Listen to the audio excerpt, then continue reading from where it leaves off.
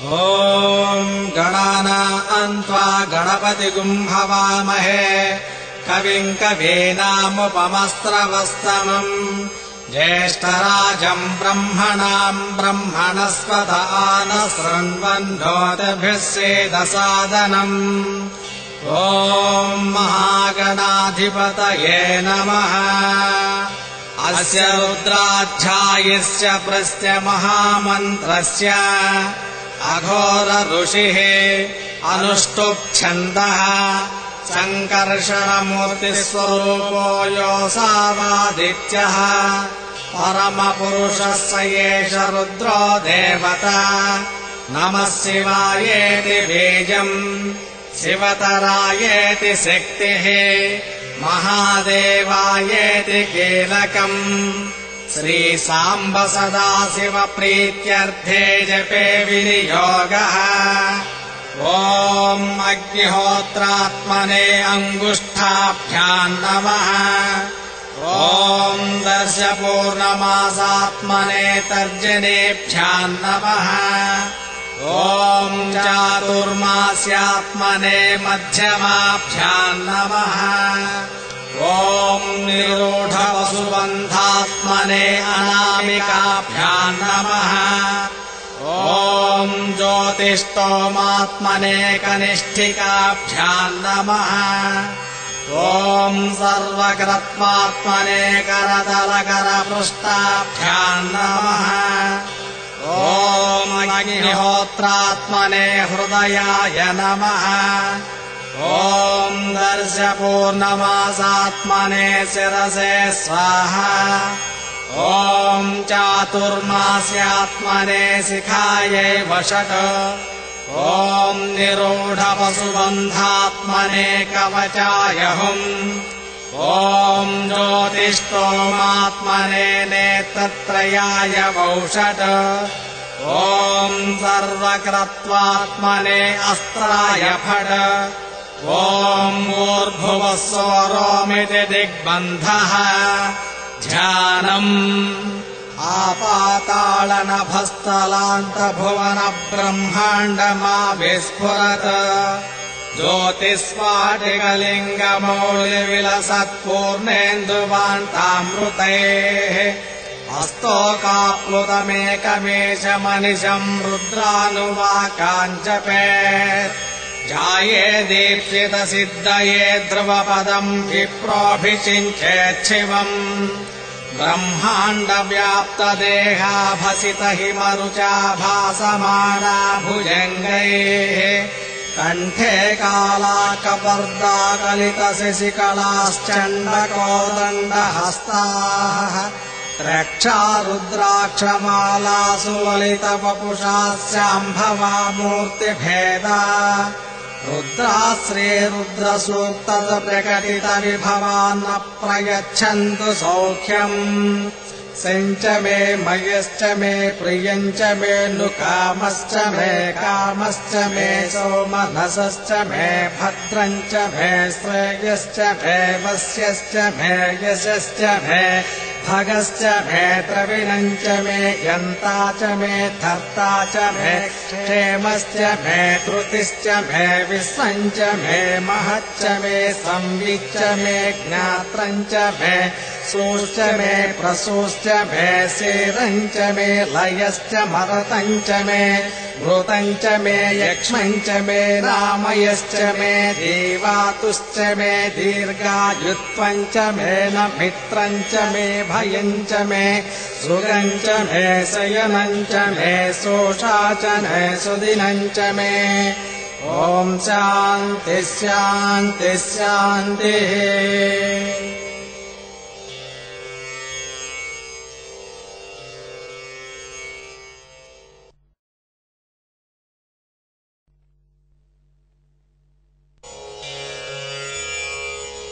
ॐ नमो भगवते रुद्राय। ॐ नमः नमस्ते रुद्रमन्यवभूतोत इषभे नमः नमस्ते अस्तु धन्वने बाहुभ्यामुत ते नमः यातयुषुः शिवतमा शिवम् बभूवते धनुः शिवासरव्यायातवतया नो रुद्रमृळय याते रुद्रशिवातनोरघोरापापकासिने तया नस्तनुवाचन्तमया गिरिशन्ताभिषाकसेः यामिषुम् गिरिशन्तहस्ते बिभर्षस्तवे शिवाङ्गिरित्रताम् गुरुमाहि गुंसे पुरुषम् जगतो शिवेन वचसा त्वा गिरिशाच्छा वदामसि यथा नः सर्वमिज्जगत यक्ष्मगुम् सुमना असद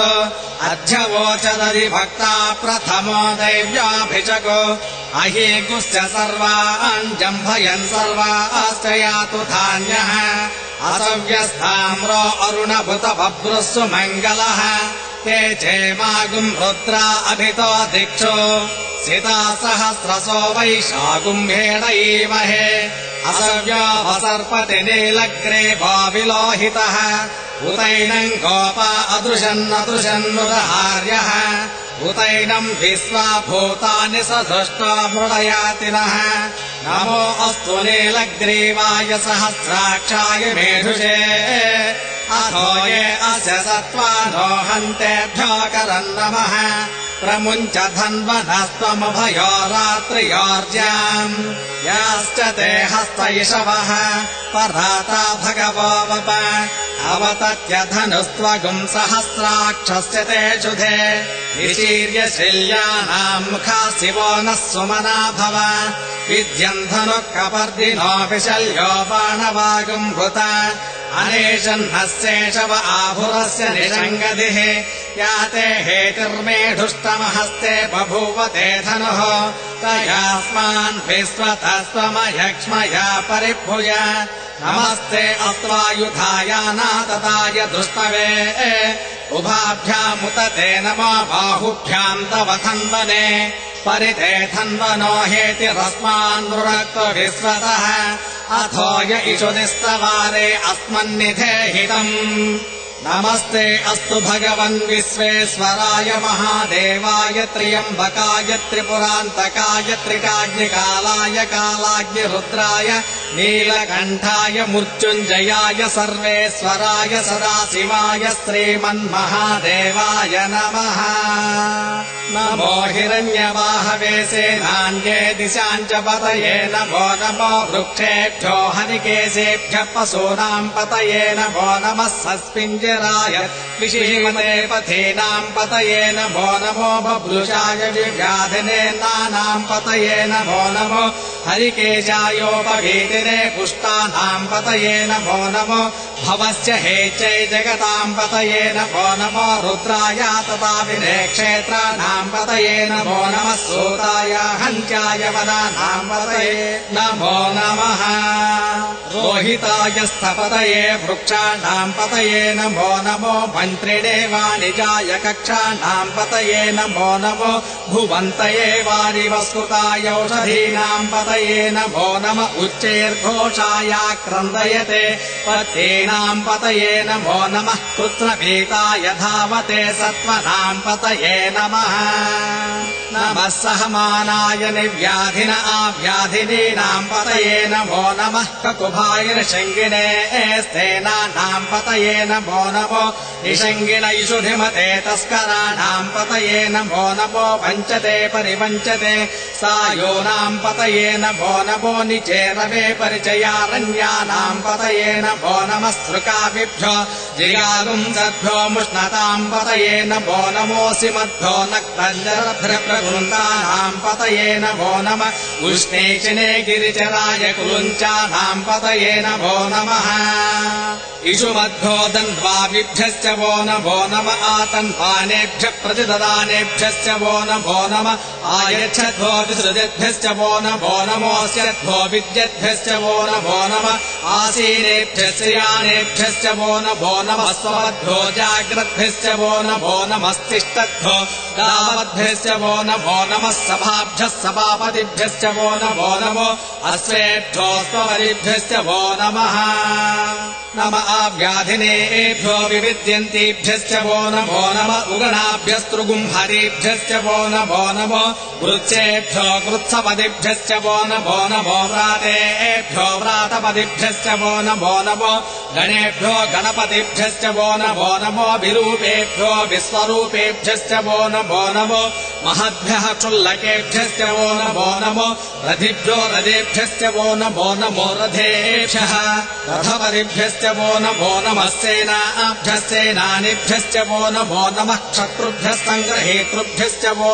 नमस्तक्षद्भ्यो रथकारेभ्यश्च वो नमः कुलालेभ्यः कर्मारेभ्यश्च वो नमः पुञ्जिष्टेभ्यो निषादेभ्यश्च वो नमः इषुगुर्भ्यो दन्वगुर्भ्यश्च वो नमो मृगयुभ्यः स्वनिभ्यश्च वो नमः स्वभ्यस्वपदिभ्यश्च वो नमः नमो भवाय च रुद्राय च नमः सर्वाय च पशुपतये च नमो नीलग्रीवाय च सितिकण्ठाय च नमः कपर्दिने च युक्तकेशाय च नमः सहस्राक्षाय च शतधन्वने च नमो गिरिशाय च विभिष्टाय च नमो मेढुष्टमाय चेषुमते च नमो ह्रस्वाय च वामनाय च नमो बृहते च वर्षीयसे च नमो वृद्धाय च संवृद्धने च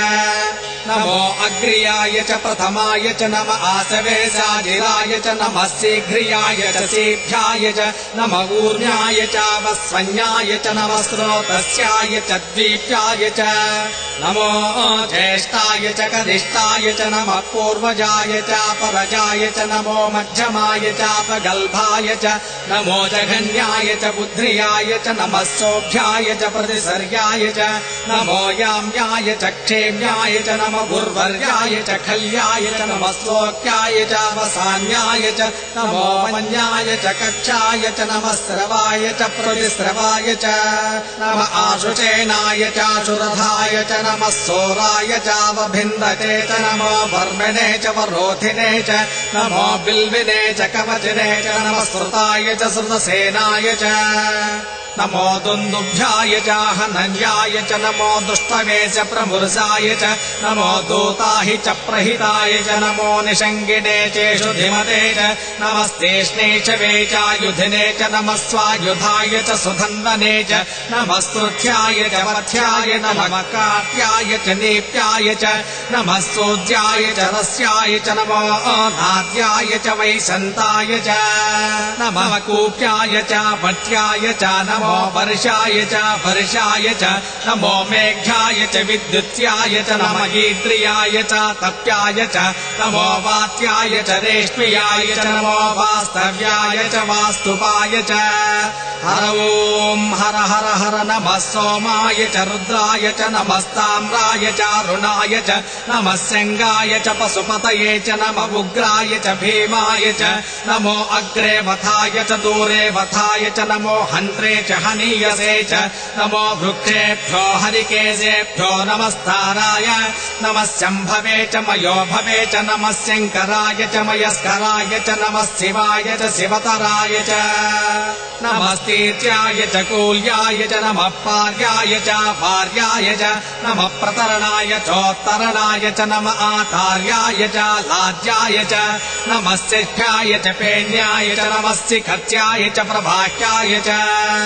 नमः इरिण्याय च प्रपथ्याय च नमः किगुंशिलाय च क्षयनाय च नमः कपर्दिने च पुलस्तये च नमो गोष्ठ्याय च गृह्याय च नमः स्तल्प्याय च गेह्याय च नमः काट्याय च गह्वरेष्ठाय च नमो ह्रय्याय च निवेश्याय च नमः पागुंसव्याय च रजस्याय च नमः शुष्क्याय च हरित्याय च नमो लोप्याय चोल्लप्याय च नमः ऊर्ण्याय च सूर्याय च नमः पर्ण्याय च पर्णसज्याय च नमोपगुरमाणाय चाभिघ्नते च नम आख्यदे च प्रख्यदे च नमो भक्तिरिकेभ्यो देवानागुं हृदयेभ्यो नमो विक्षेणकेभ्यो नमो विचन्वत्केभ्यो नम आनिहतेभ्यो नम आमीभत्केभ्यः द्रावे अन्धसस्पदे दरिद्रन्नीललोहिता येषाम् पुरुषाणाम् येषाम् वसूनामाभिर्मा रोमो येषाम् किञ्चनामवतो या ते रुद्र शिवा तनो शिवा विश्वाह भेषजे शिवा रुद्रस्य भेषजे तया नो मृडजेवसे इमागुम् रुद्राय तपसे कपर्दिने क्षेद्वीराय प्रभरामहे मतिम् यथा नश्चमसद्विपदे चतुष्पदे विश्वम् पुष्टम् ग्रामे अस्मिन् अनातुरम् मृडानो रुद्रोतनो मयस्कुभिक्षैद्वीराय नमसा विधेमते यश्चञ्जयोश्च मनुरायजेऽपि ततदस्यामतवरुद्रप्रणीतौ मानो महातमतमानो अर्धकम् मानवुक्षन्तमतमानवुक्षितम् मानो पथे पितरम् वोत मातरम् प्रियामानस्तनवो रुद्ररीरिषः मानस्तोकेतनये मान आयुषुमानो गोषुमानो अश्वेषु रीरिषः वीरान्मानो रुद्रभामितो मथिर्नविष्मन्तो नमसा विधेमते आराते गोज्ञभुतपूरुशक्ते क्षयद्वीराय सुम्नभस्मेते अस्तु रक्षा च नो अथिजदेव ब्रूह्यराजनश्चर्म यच्छद्रुवाः स्तुहि श्रुतम् गर्त सदम् विमानम् मृगन्न भेवमुपहर्तृमुग्नम् मुडाचरित्रे रुद्रस्तमानो अन्यन्ते अस्मन्निवन्तु सेनाः परिणो रुद्रस्य हेतिर्भुनक्तु परिद्वेषस्य दुर्मतिर्खायोः नमस्तिरामगवद्भ्यस्तनुष्वमेध्वस्तोकायतनयाय मया मेढुस्तम शिवतमः शिवो नः सुमना भव परमे वृक्ष आयुधम् निधाय कृत्यम् वसान आचर पिनाकम् बिभ्रदागहि विक्रीत विलोहित नमस्ते अस्तु भगवः यास्ते सहस्रगुम्भेतयोऽन्यस्मन्निपवन्तु ताः सहस्राणि सहस्रदा बाह्वोस्तव एतयः तासामी चानो भगवः पराचैरामृथा गृहे सहस्राणि सहस्रसो ये रुद्राधिभूम्याम् तेषागुम् सहस्रयोजने वधन्वानि तन्मसि अस्मिन् महच्चर्णवेऽन्तरिक्षे भवा अधि नीलग्रीवासि दिगण्ठाः सर्वा धक्षमाचराः नीलग्रीवासि दिगण्ठा दिवगुम् रुद्रावपसृताः ये वृक्षेषु सस्मिञ्जरा नीलग्रीवा विलोहिताः ये भूतानामधिपतयो विशिकासः कपर्दिनः ये अन्येषु विविजन्ति मात्रेषु विपतो जनानो ये पथाम्बतिरक्षय ऐलपुरायव्युधः ये तीर्थानि प्रचरन्ति सुकावन्तो निषङ्गिणः एतावन्तश्च भूयागुंसश्च दिशो रुद्रावितस्थिरे तेषागुम् सहस्रयोजने वधन्वानि तन्मसे नमो रुद्रेभ्यो ये पृथिव्याम् ये अन्तरिक्षे ये दिवि येषामन्नम् वातो वर्षमिष्टस्तेभ्यो दश प्राचेर्दश दक्षिणा दश प्रदे चेतसोदे चेतसोर्त्वास्तेभ्यो नमस्ते नो मुडयन्तु तेयम् विष्णो यश्च नोद्वेषितम् भोजम् भेददामि त्र्यम्बकम् विजामहे सुगन्धिम् पुष्टिवर्धनम् उर्वारकोर्मुक्षे यमामृतातो यो रुद्रो अग्नो यो अत्वयवोषधीषु यो रुद्रो विश्वा भुवना विवेश तस्मै रुद्राय नमो अस्तु तमुष्टु हि स्विषु सुधन्वायो विश्वस्य क्षयति भेषजस्य यक्षामहे सौमनसाय रुद्रम् नमो विर्देवमसुरम् दुवस्य अयम् मे हस्तो भगवान् अयम् मे भगवत्तरः अयम् मे विश्वभेषजोऽयम् शिवाभिमर्शरः एते सहस्रमैतम् वाचामूर्चो मर्चाय हन्तवे तान् यज्ञस्य माया सर्वानवययामहे मूर्चवे स्वाहा मूर्चवे स्वाहा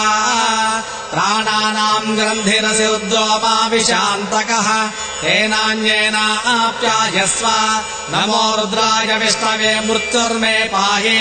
मम सर्वापमृत्युर्नस्य द्वायुर्वर्धताम् ॐ शान्तिः शान्तिः शान्तिः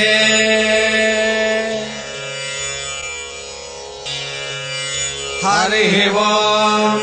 अज्ञा विष्णो स्वजोषसेवा वर्धन्तु वाङ्गिरः जुम्नैर्वाजेभिरागतम् वाजश्च मे प्रशवश्च मे प्रयतिश्च मे प्रसतिश्च मे धीतिश्च मे क्रतुश्च मे स्वरश्च मे श्लोकश्च मे श्रावश्च मे श्रुतिश्च मे ज्योतिश्च मे सुवश्च मे प्राणश्च मे पानश्च मे व्यानश्च मे श्रुश्च मे चित्तञ्च म आधीतञ्च मे वाक्च मे मनश्च मे चक्षुश्च मे श्रोत्रञ्च मे दक्षश्च मे बलञ्च म ओजश्च मे सहश्च म आयुश्च मे जरा च म आत्मा च मे तनुश्च मे शर्म च मे वर्म च मेऽङ्गानि च मे